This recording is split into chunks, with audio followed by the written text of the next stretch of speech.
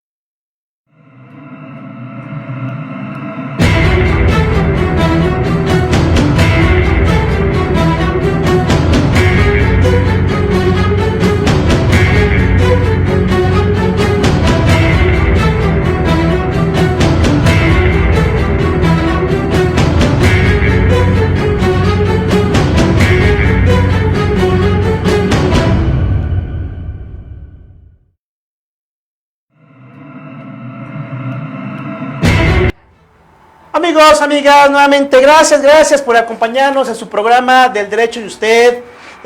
Antes que otra cosa, pues quiero agradecer a las empresas hermanas que nos apoyan para hacer realidad este programa del Derecho de Usted.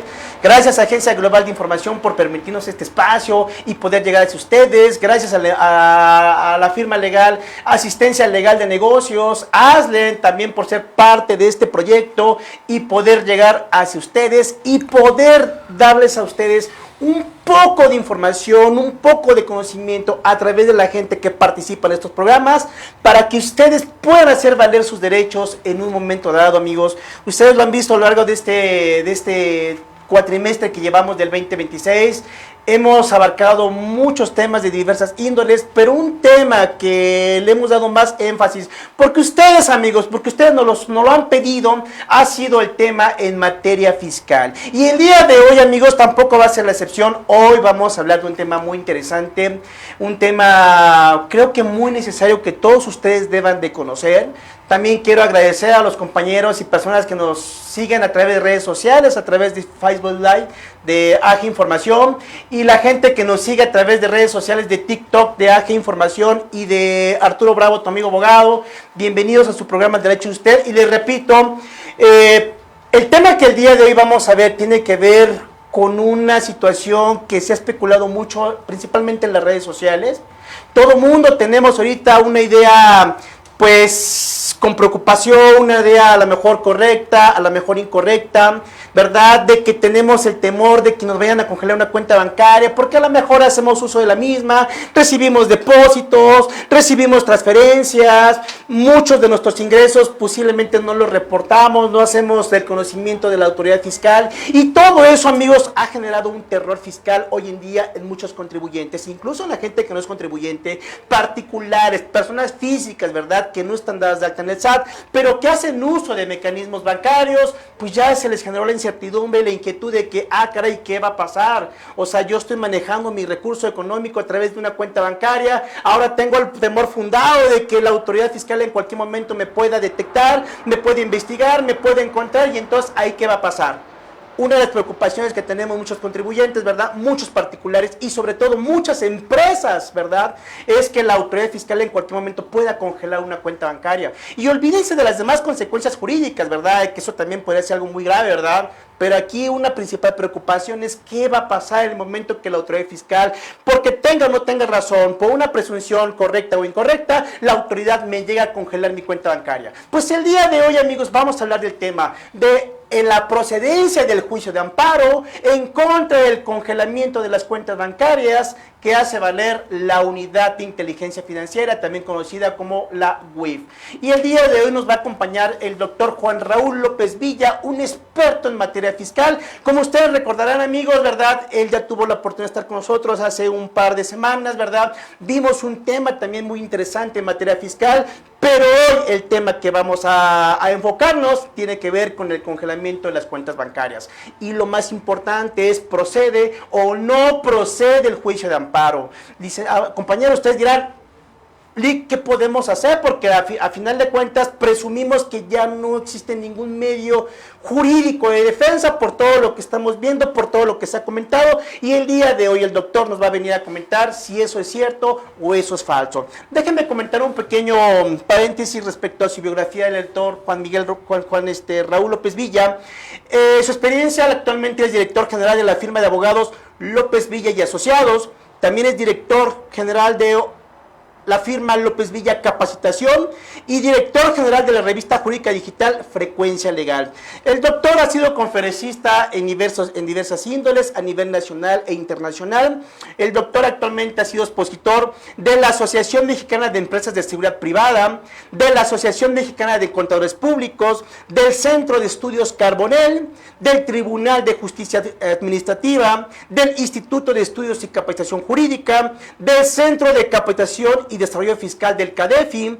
También actualmente es expositor de la Federación Nacional de la Asociación Mexicana de Colegios de Contadores Públicos, del Colegio de Contadores Públicos del Estado de Oaxaca, del Instituto Mexicano de Contadores Públicos del Estado de Culiacán, así como del Colegio de Profesionales de la Contaduría de Oaxaca, y también fue partícipe como juez en el Concurso Nacional de Derecho Constitucional de Alto Nivel, convocado por la Unidad General de Asuntos Jurídicos de la Secretaría de Gobernación. Y también el doctor Juan Raúl López Villa ha sido conferencista en diversos países como en Lima, como en Miami y en Santo Domingo de la República Dominicana. El doctor también cuenta con estudios en diplomados en materia de justicia constitucional por parte de la Universidad de Castilla, un diplomado en delitos fiscales, delincuencia organizada y lavado de dinero por la Escuela Libre de Derecho. También cuenta con diplomados por parte de Impuestos y Comercio Exterior por parte del ITAM, diplomado en habilidades directivas del TEC de Monterrey, diplomado en habilidades directivas por parte de la UNA, entre otros diplomados. Y actualmente el doctor también es catedrático de la Universidad Nacional Autónoma de México, impartiendo la maestría en la Facultad de Derecho, en la Facultad Judicial de Derecho Tributario, catedrático en materia de, en el grado de maestría y doctorado, en la Universidad La Salle y en la Universidad Aláhuac. Y también el doctor ha sido partícipe de varias fuentes bibliográficas, que ya ustedes también tendrán la oportunidad. Al final, doctor, si nos puede comentar sus datos de contactos, ahí vamos a encontrar en sus redes sociales y particularmente en sus páginas todos los libros que actualmente él ha publicado y los cursos que actualmente imparte el doctor Juan Raúl López Villa. Mi estimado doctor, para mí es un gusto recibirlo en su programa El Derecho de Usted. Doctor, pues hay mucha incertidumbre, hay mucha emoción, hay muchas inquietudes respecto al tema de ¿qué pasa con mi cuenta bancaria? ¿La autoridad puede o no me puede congelar? ¿Por qué motivos la congelar? ¿Por qué motivos la autoridad fiscal me pudiera congelar mi cuenta bancaria? Y sobre todo, ¿eso es legal? ¿Es constitucional? O ahí, doctor, ¿ante qué estamos en presencia? Sobre todo por lo que estamos viviendo y que se comenta mucho en las redes sociales, doctor. Claro que sí, muchas gracias. Antes que nada, gracias por la cordial invitación. Esta es su casa, doctor. El día de hoy traigo anteojos por una operación que tuve, pero todo muy bien. Y efectivamente, el día de hoy vamos a hablar de un tema complejo, un tema que está de moda, entre comillas, y que genera, por supuesto, mucho temor, mucha angustia a los empresarios y a cualquier persona que esté al tanto de este tipo de cambios radicales que desafortunadamente se han estado llevando a cabo en últimas fechas bajo una tendencia a favor del Estado por parte de este nuevo equipo de ministros de la Suprema Corte de Justicia que han dado un revés que quizá nadie esperaba en este contexto, pero vamos por partes. Bien, en doctor. este sentido. Hay que recordar que los antecedentes implican pues la ley FIORPI, que es como se le conoce, o ley contra el lavado de dinero, claro, o ingresos de procedencia ilícita, publicada en 2012, y ya desde aquel entonces pues México empieza a regular todo el tema referente a pues las actividades vulnerables, que son las que establece el artículo 17 de esa ley, y cuáles son estos riesgos en los que pueden incurrir aquellas empresas o actividades que lleven a cabo movimientos de dinero en efectivo, bajo umbrales, bajo ciertos requisitos. Pero a final del día también tiene que ver con aquellas operaciones que un particular como hijo de vecino pueda llevar a cabo, porque lo que pretende la autoridad esencialmente es evitar pues que ingresos de procedencia ilícita, es decir, derivados que sean consecuencia de la comisión de un ilícito del que se trate, pues pueda regresar de nueva cuenta al sistema financiero, con eso camuflajear o camuflar el origen de estos recursos, que se dispersen y que de nueva cuenta lleguen a la delincuencia organizada. Hay que recordar que desde la Convención de Viena, alrededor de 1982, pues México formó parte de esta convención convocada por la ONU, en donde por primera vez se empezó a regular este tema de los ingresos ilícitos derivados del narcotráfico, derivados de este tipo de actividades, por supuesto, del terrorismo, y originalmente desde aquel entonces ya se obligaba a los países miembros, de entre ellos México, a empezar a regular todo el tema de lavado de dinero, en contra del lavado de dinero. Hay que recordar que desafortunadamente el efecto que tuvo en aquel entonces fue la creación, o más bien la reforma del artículo del Código Fiscal, en donde se incorpora por primera vez el 115 bis de una forma muy deficiente, de una forma con una muy falta de técnica legislativa y rompiendo los cánones o el objetivo esencial que era el que se había celebrado, señalado en la Convención de Viena que refiero. ¿Por qué? Porque la cláusula segunda de dicho convenio estableció de manera enfática, expresa, clara, contundente, que el tema del lavado de dinero no se debía de regular en materia fiscal. ¿Y qué entendieron los señores legisladores de aquel entonces? Oye, Manto, pues que como que vamos a regular la materia fiscal, ¿verdad?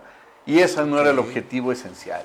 En ese contexto, gradualmente fue modificándose esta regulación hasta que efectivamente pues ya se crea la ley contra el lavado de dinero que dijimos, y también se incorpora el artículo 400 bis en el Código Penal Federal, en donde ya se establece este tipo penal de una forma clara, contundente, y como ya lo había señalado, pues no es necesario, no es menester que se tenga que demostrar la comisión de ilícito, es decir, de ese acto delincuencial primo, sino basta y sobra con que no pueda el sujeto que haya cometido presuntamente ese delito demostrar el origen lícito de esos recursos.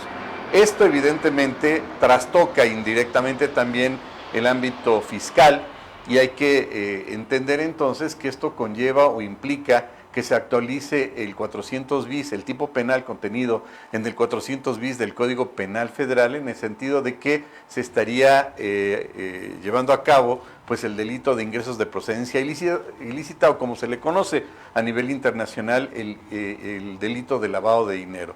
Desafortunadamente este delito se ha incrementado a nivel global de forma extensiva en todos los países, y precisamente la OCDE y distintos organismos son los que la GAFI, el Grupo de Acción Financiera, pues han instrumentado una serie de procedimientos, de instituciones. En nuestro país depende de la Secretaría de Hacienda, la Unidad de Inteligencia Financiera, y es la que, derivada de los informes que le remite semanalmente la Comisión Nacional Bancaria, pueden advertir de personas físicas o morales movimientos que se les conoce como inusuales en las operaciones. Si una persona recibe, digamos, por su salario o su actividad económica determinada cantidad quincenal, semanal, mensual, pero es una cantidad, digamos, promedio, pero de repente recibe 5 millones de pesos, 6 millones de pesos, pues ya hay un foco rojo, sí, obviamente, en donde el algoritmo, no la persona física, detecta esa irregularidad y le da vista de manera inmediata a la Secretaría de Hacienda para que a su vez lo reporte con la Unidad de Inteligencia Financiera.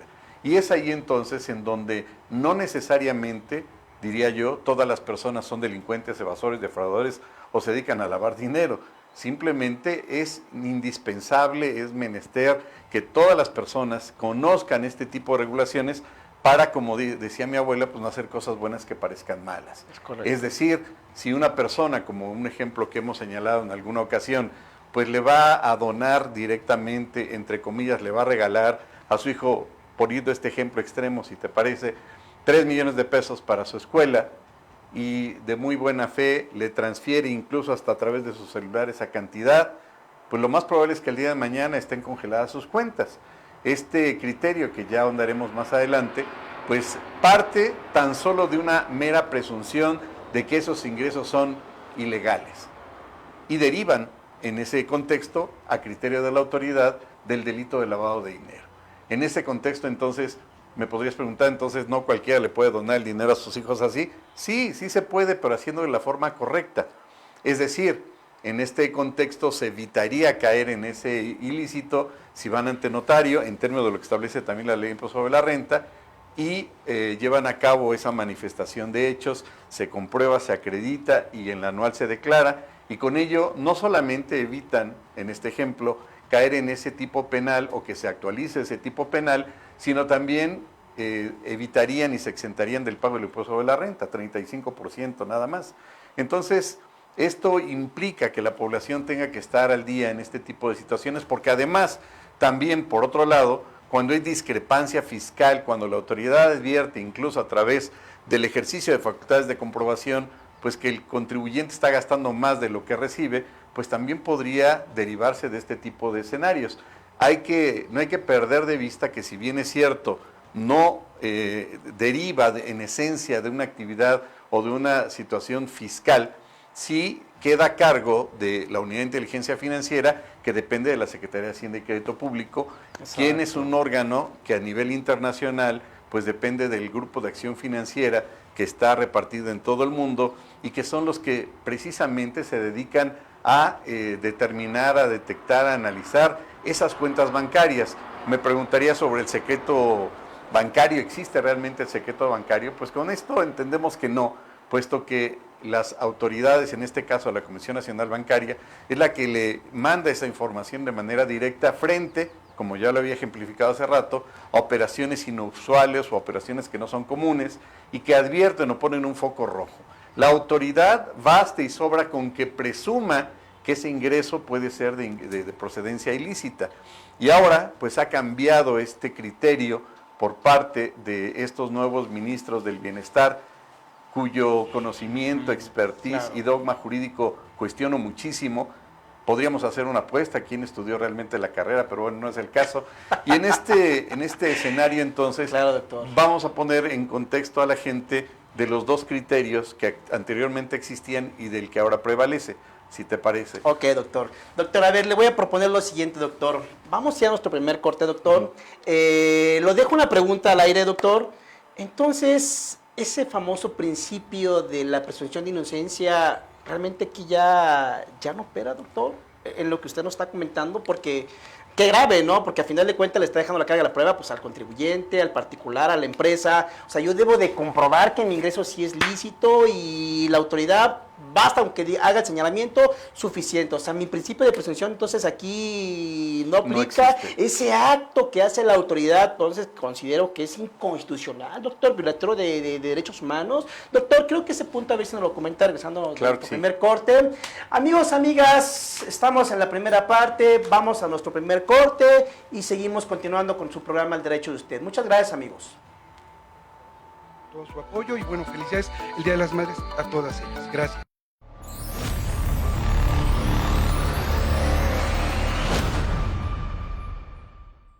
Muy buenas tardes, estamos muy contentos porque estamos festejando el Día de las Madres. Como se ha mencionado, el mes de mayo es el mes de las madres. Este mes vamos a poner una super promoción en antibióticos, 10% de descuento.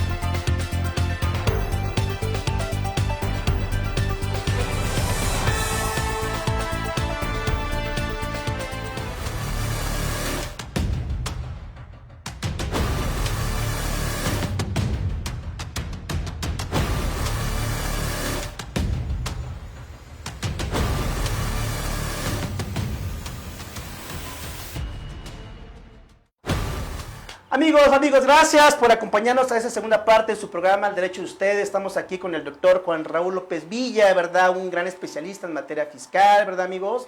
Y bueno, pues ya nos comentaba en la primera parte una pequeña introducción de cómo surge estas medidas por parte de la autoridad fiscal, ¿verdad? De llegar a determinar el congelamiento de una cuenta bancaria. Ya nos hablaba los orígenes del marco legal que derivaba de un tema de lavado de dinero, la política que interponía, que hacía uso la GAFI para que México formara parte de la misma y poder justificar ese tipo de medidas. Pero bueno, aquí el doctor nos estaba comentando un tema del famoso principio de presunción de inocencia y le dejábamos en el corte, ¿verdad, doctor? Doctor, ¿eso realmente no es violatorio de los derechos humanos, de los contribuyentes, de los particulares? Doctor, esa parte nos inquieta porque prácticamente pues se podría presumir que entonces aquí todos somos culpables y si recibo un peso y no lo declaro ya soy culpable y por ese solo peso corro el riesgo de que a lo mejor me congelen mi cuenta bancaria. Doctor. Claro.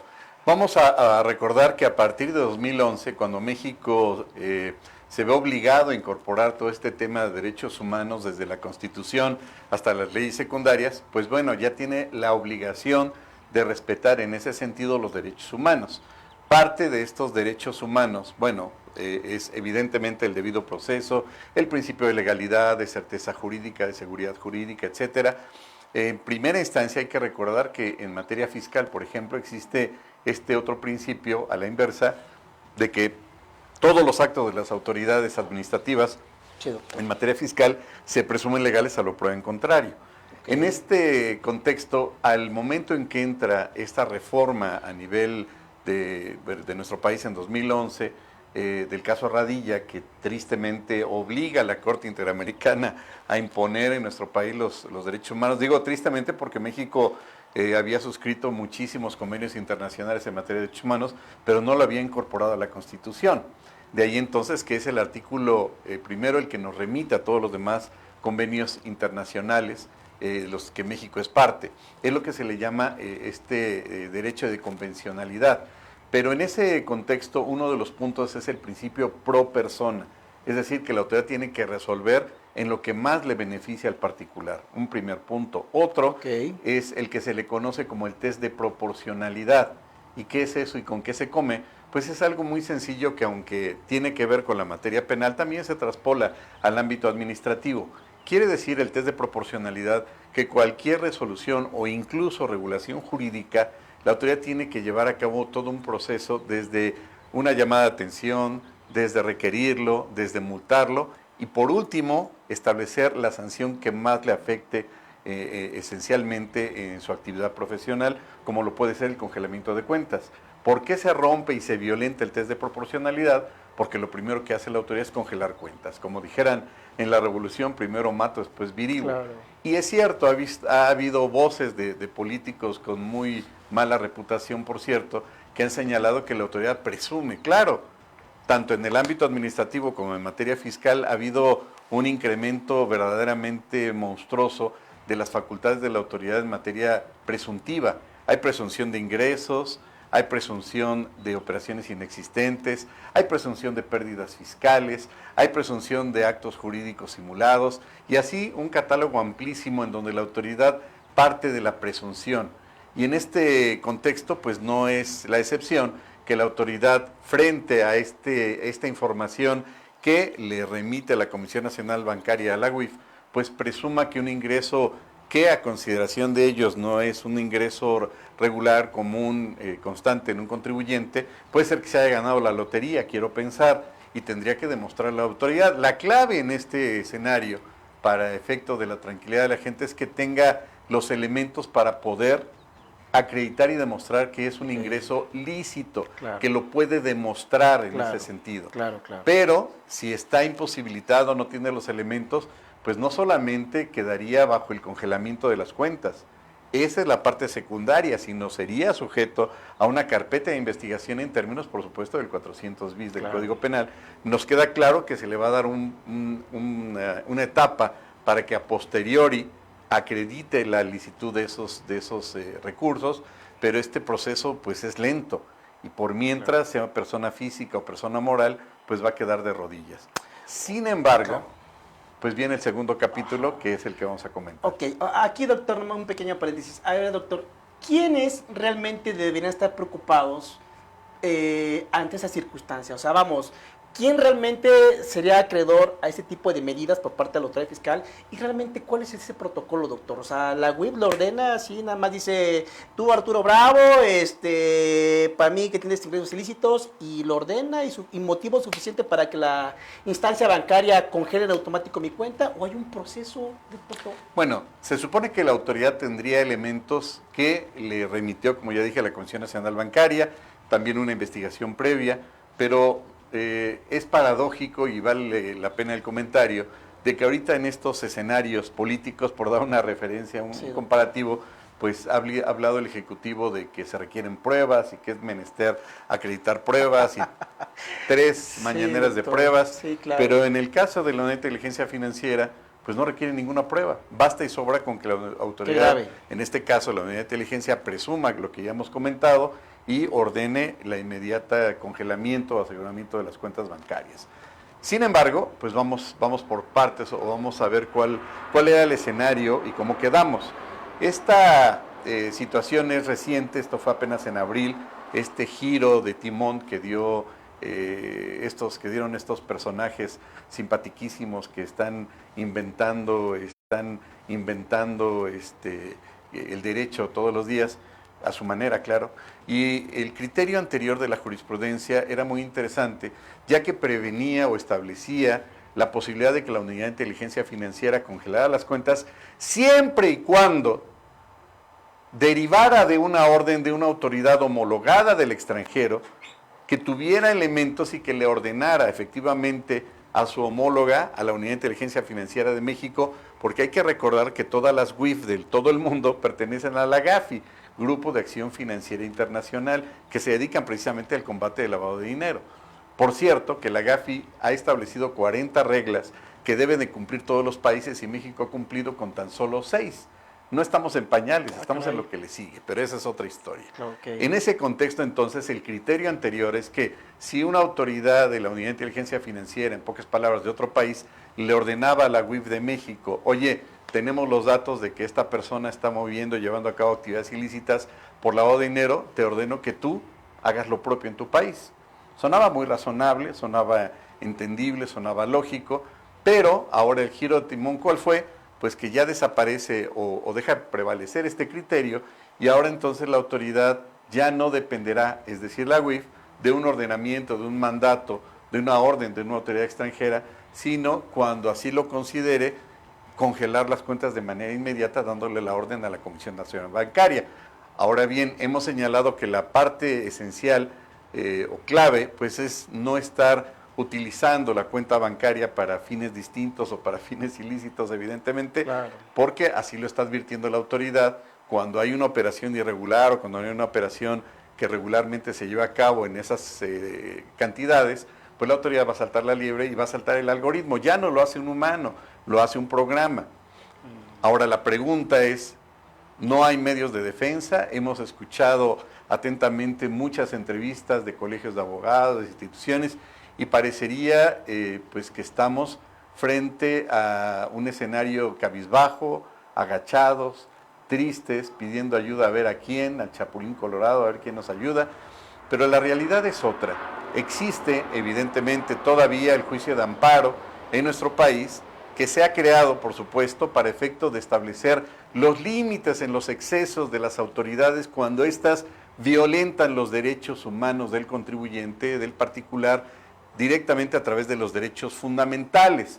¿Qué son los derechos fundamentales si no los derechos humanos constitucionalizados? Es decir, los derechos humanos que la Constitución reconoce. ¿Y vienen todos los derechos humanos en la Constitución? No. Aquellos que no vienen nos remitimos al artículo primero, que nos remite a todos los demás convenios internacionales. Entonces, de entrada sí tenemos el juicio de amparo para estos efectos. Segundo, en el año pasado, si no me equivoco, se reformó la ley de amparo y sí, le cortaron las alas al procedimiento, al procedimiento de la promoción de la solicitud de la suspensión provisional, porque se establecen más de 10 requisitos para que se suspenda el acto que se está reclamando. ¿Esto qué querría decir?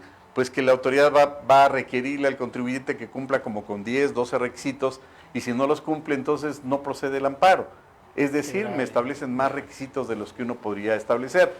Sin embargo, el artículo 107, fracción décima de la Constitución, establece esencialmente dos requisitos elementales sine qua non para la procedibilidad de la suspensión, es decir, decirle a la autoridad a través del juez de distrito, detén ese acto, deja las cosas como se encontraban, licitud en el objeto y apariencia del buen derecho. Es decir, si el 128 le cortaron las alas para la suspensión provisional, ¿qué me limita entonces fundamentar mi demanda de amparo en el 107, fracción décima de la Constitución? A mayor abundamiento, una ley secundaria no puede ir más allá de lo que establece la Constitución. Claro. Entonces, pues sí procede la suspensión provisional. Y me dirías, bueno, espérame, hasta ahí sí procede. Pero el acto esencial es que ya por jurisprudencia se previene que efectivamente, pues procede el embargo, el aseguramiento de las cuentas. Bueno, pues hay que irnos entonces a la ley de instituciones de crédito. Y la clave está en el sentido de que cualquier autoridad administrativa o fiscal le puede requerir a la autoridad, en este caso la Comisión Nacional Bancaria, los estados de cuenta de los contribuyentes, claro, pero para fines de carácter fiscal, no para fines de carácter penal. Ahí está la clave. La autoridad omitió, desconoció o ignora que la ley de instituciones de crédito establece un dique, establece un cerrojo en donde no se puede pedir la información del contribuyente, en el caso de cuentas bancarias, para fines de carácter penal. Se está violentando un ordenamiento legal, claro, se está violentando el principio de legalidad, se está violentando el principio de seguridad jurídica, se está violentando el principio de certeza jurídica, se está violentando el debido proceso, y así podríamos dar toda una cátedra sobre estos elementos que violentan de manera directa, tajante y ofensiva a los derechos humanos de los gobernados. Oiga, doctor, interesante esta parte que usted está comentando. A ver, entonces, para que nuestro público, sobre todo porque aquí parte del auditorio que nos ve, ¿verdad, amigos? No son estudiosos del derecho, son empresarios, son profesionistas de diversas índoles, ¿verdad? A ver, doctor, usted acaba, incluso lo dijo con todas sus palabras expresas. A ver, no confundamos la finalidad, materia fiscal, materia penal. Entonces, ¿en qué casos la autoridad, para que quede claro para el auditorio, en qué casos realmente la institución bancaria puede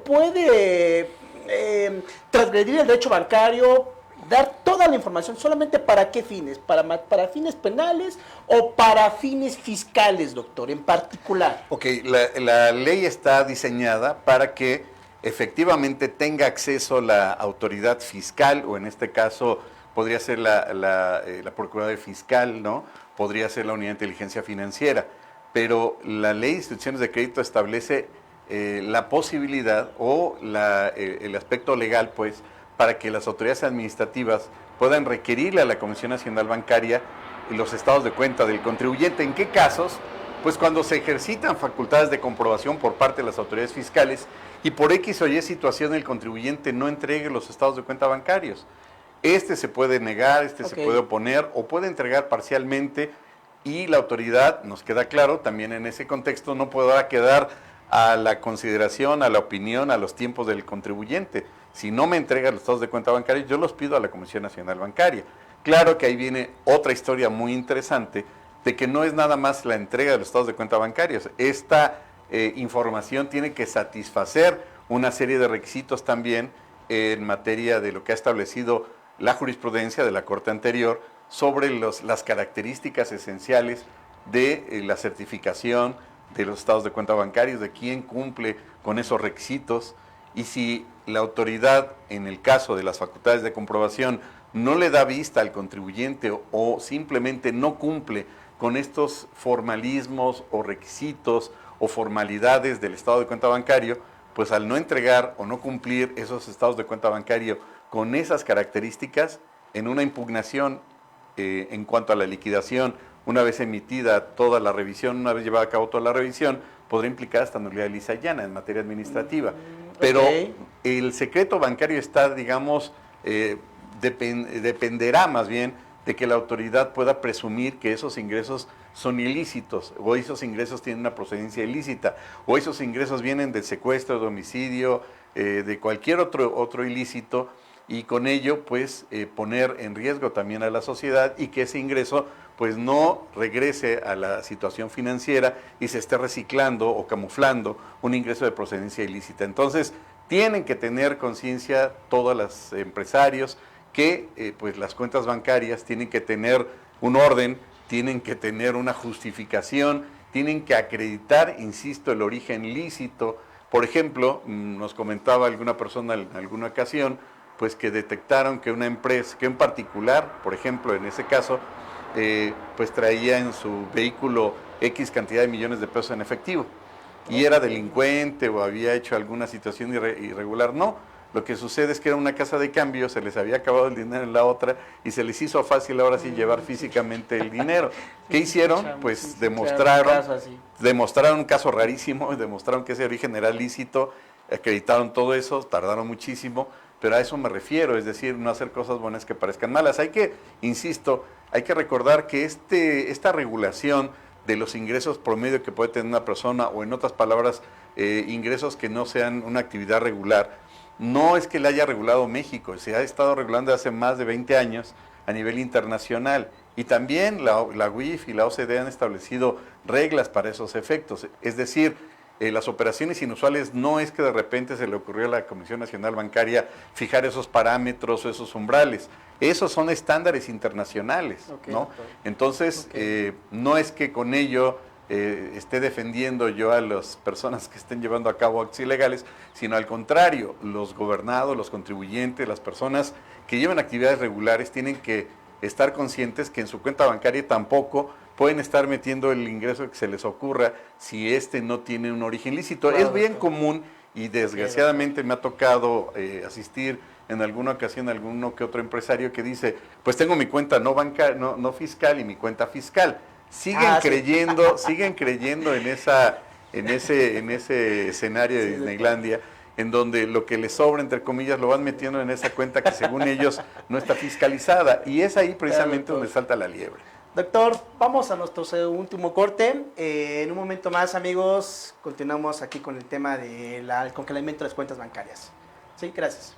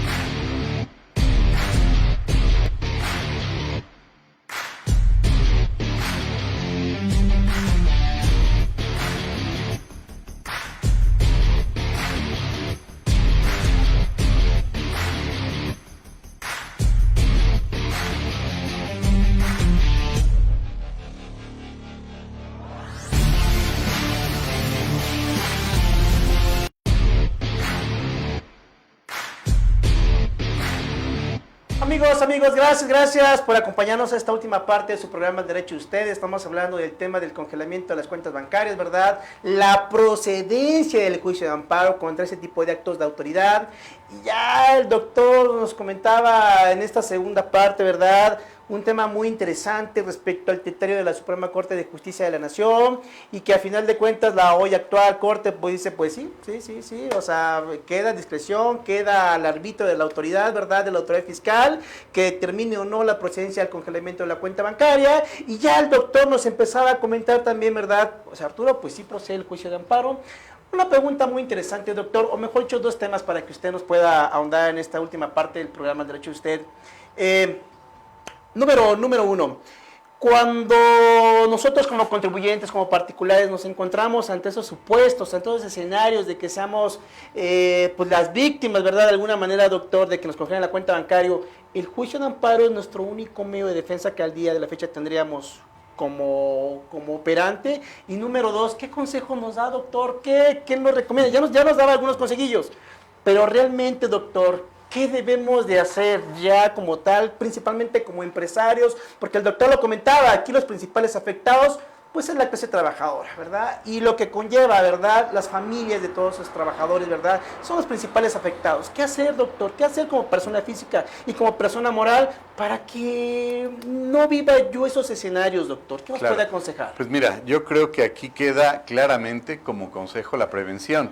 En el caso de personas morales, pues la implementación de lo que se conoce como compliance. Compliance es una medida de carácter preventiva a través del cual se crean, se instrumentan todos estos manuales a través de los cuales se fijan directrices de cómo va a operar una empresa, y aquí pueden establecer políticas antilavado de dinero, políticas de revisión incluso de proveedores, de clientes, porque puede ser que uno de esos clientes esté en la lista negra y con eso ya me va a afectar a mí. ¿Para qué? Para un tema de 69B, de simulación de operaciones inexistentes.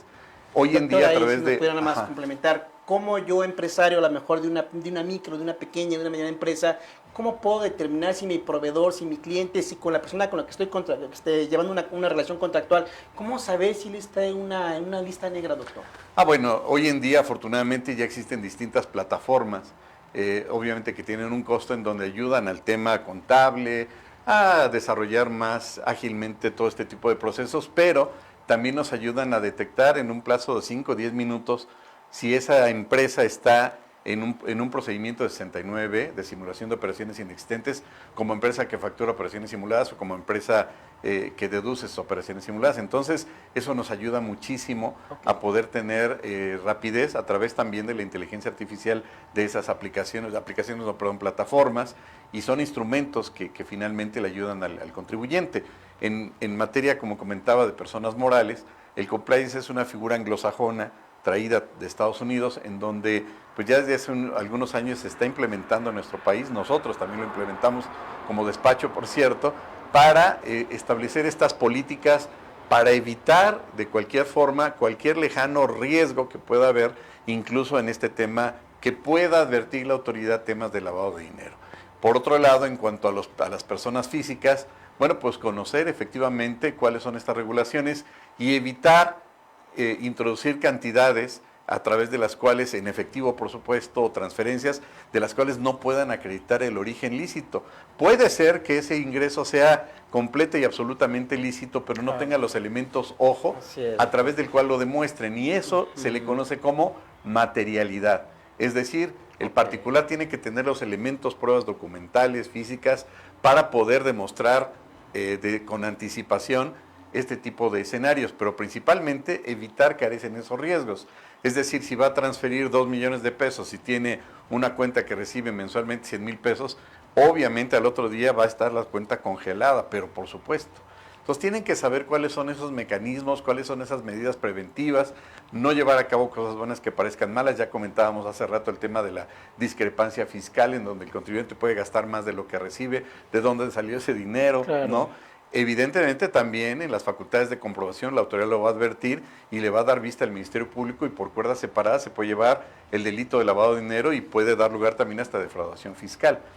Entonces, todo esto, y en términos generales, hemos encontrado, es evidente, pues que el delito de lavado de dinero es primo hermano del delito de simulación de operaciones inexistentes, que nos lleva a ¿cuál delito? Defraudación fiscal. Entonces todo esto va vinculado y va llevado de la mano. la autoridad pretende evitar que efectivamente el ingreso de procedencia ilícita, derivado de homicidio, secuestro, lo que ustedes quieran, pues siga circulando en el sistema financiero mexicano, que ese es el objetivo, evitar ese tipo de situaciones y prevenir a través de esa manera. Ahora, que no se cumple con el test de proporcionalidad, que no se cumple con el debido proceso, nos queda clarísimo. ¿Y pueden pagar justos por pecadores? Claro, por ignorancia, por desconocimiento, tal vez hasta por cinismo, pero existen medios de defensa, como ya lo apuntaba, el juicio de amparo, bajo la óptica que acabo de señalar, porque ojo, hay que aclarar, yo no estoy señalando que en el amparo se esté atacando como tal per se el congelamiento de cuentas. Ese no se puede impugnar. Lo que es ilegal es la forma a través de la cual se está requiriendo esa información a la autoridad, en este caso Comisión Nacional Bancaria. Es un punto muy fino, no es un tema, tan sencillo, pero de que hay medios de defensa los hay. Entonces, el objetivo, tanto en personas físicas como en morales, es informarse, es evitar este tipo de situaciones, ¿a través de qué? De la prevención. Claro, doctor. Oiga, doctor, y ya para también finalizar nuestro programa, doctor, sí me gustaría saber, doctor, si el juicio de amparo es nuestro único mecanismo legal de defensa, doctor, o existirían aparte otro instrumento legal por ahí que no es muy conocido y que a lo mejor también pudiéramos agotar. ¿Nos podemos ir de forma directa al juicio de amparo o habría que agotar un instrumento legal anticipadamente, doctor? Híjole, es muy buena pregunta. En primera instancia, en materia administrativa, en sede administrativa, en materia fiscal concretamente, tenemos el recurso de revocación. El recurso de revocación en materia fiscal es optativo para el particular, para el contribuyente. Primero se estableció en una reforma que se iban a dar garantías a través de billete de depósito. Se acaba de reformar esta situación a través del cual ya se tiene que dar garantía. Hace un año pues era la gran ventaja del recurso de revocación, que no teníamos que dar ningún tipo de garantía. Posteriormente, si se pierde ese recurso y si se optó por ese recurso, la siguiente instancia, ¿cuál sería? Juicio de nulidad ante el Tribunal Federal de Justicia Administrativa, que se supone que es un tribunal autónomo, independiente, un organismo autónomo completamente. Y en este contexto, bueno, pues las salas del Tribunal Federal de Justicia Administrativa, a través de lo que se le conoce como juicio de nulidad, son las competentes para, en sede jurisdiccional, es decir, resolver a través de un juicio como tal, pues si el acto que se está impugnando es nulo o no. Aquí lo que resuelve la autoridad es si ese acto o esa resolución que se está impugnando implica la nulidad absoluta de esa resolución o no. Y finalmente, si se pierde ese juicio de nulidad, tendrían el juicio de amparo directo ante el Tribunal Colegiado de Circuito, y si se llegara a perder, pues tendrían el último recurso, que es el recurso de revisión ante la Corte, que ya ni siquiera opinaría al respecto. Sí, doctor. Pero esa sería lo que se le conoce como el principio de definitividad. Claro. Ahora bien, en tratándose de actos aislados, en donde la autoridad incurre o incumple en una violación directa, tácita, de violación al debido proceso, como es el caso que estamos señalando, no sería necesario agotar todos los medios de defensa, precisamente por esa razón. Pero sí es necesario que sea un experto, un conocedor en materia de derecho constitucional, para acotar, señalar, especificar estos puntos finos que hemos comentado, porque aclaro, insisto, no se estaría impugnando como tal el congelamiento de cuentas, sino el procedimiento previo que antecede. Claro. Y si va a decir la autoridad, pues a partir de qué momento te enteraste, porque tenemos 15 días para promover el amparo en esos casos, pues el particular diría, pues a partir de que me hice sabedor. ¿Y cuánto hiciste sabedor? Cuando me congelaron las cuentas. Claro, que ya no puedo sacar ni un peso de mi cuenta bancaria. Exacto. Ahora, esto no es definitivo, aun cuando se le congelan las cuentas tendría que acudir ante la autoridad, exhibir toda la documentación, como ya comentábamos, la materialidad, el origen lícito, toda la información para que quedara lo más transparente posible, pero evidentemente para evitar caer en estos escenarios, pues es la prevención, que eviten este tipo de malas prácticas, que eviten el hacer transferencias de recursos que no sean los usuales, que no sean los que regularmente llevan a cabo, que no lleven, que cualquier otro tipo de operación tengan el sustento donde llevó a cabo ese tipo de operación. Por ejemplo, y no me voy tan lejos, existe una muy mala práctica en la compra-venta de vehículos. se Sí, transfiere es correcto. y hay un Así es. CFDI de por medio, ¿no? Así es. Podrían acreditar eso y finalmente, déjame cerrar este punto con algo todavía más terrorífico. En 2018 se creó se publicó en el Diario Oficial la Ley Nacional de Extinción de Dominio. Y en esta Ley Nacional de Extinción de Dominio se establece en términos generales que cualquier tercero, cualquier hijo de vecino puede darle vista a la autoridad respecto de que en un inmueble, por ejemplo, se están llevando a cabo ciertas comisiones de delitos, que sea una casa de seguridad, que se venda aguachicol, lo que tú quieras. Llega esta persona al domicilio, el dueño del inmueble, se lo rentó un amigo de un primo de un vecino que era colombiano, pues no tengo ningún problema, no tengo nada contra los colombianos.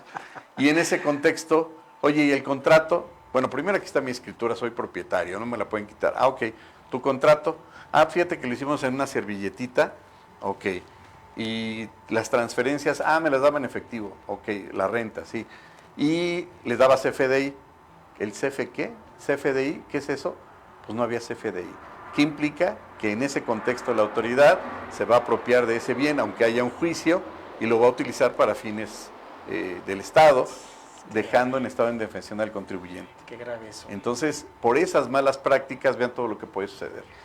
Pues amigos, pues ya quedó aquí, ahora sí que en el escritorio, ¿verdad amigos? Ya quedó aclarado aquí la situación.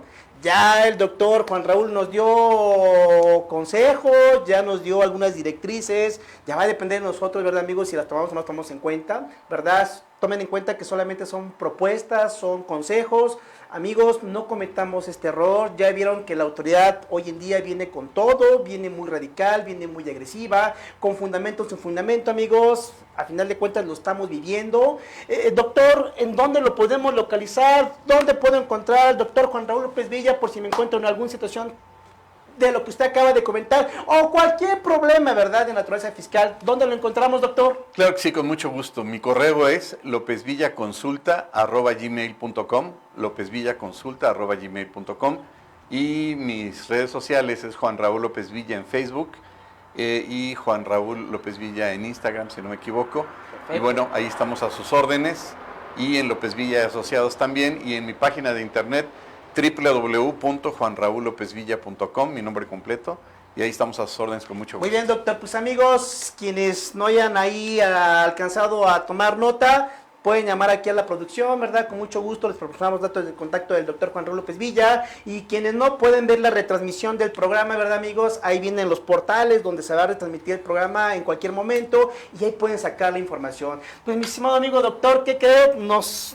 comió el tiempo, nos echamos una hora, doctor. Rapidísimo. Y se fue rapidísimo, pero creo que a nuestro auditorio le quedó un buen sabor de boca con Claro el tema. sí, ojalá. Doctor, espero primero Dios por volverlo a ver más adelante con otro tema de gran interés que no dudo que la gente nos lo va a pedir, doctor. Claro que sí. Doctor, muchas gracias. Muchas gracias, un Y placer. amigos, hemos terminado el programa del día de hoy. Primero Dios, nos veríamos el próximo lunes con otro programa de esta misma naturaleza, de esta misma calidad. Y por el momento ha sido todo. Cuídense mucho y hasta el próximo lunes. Hasta luego.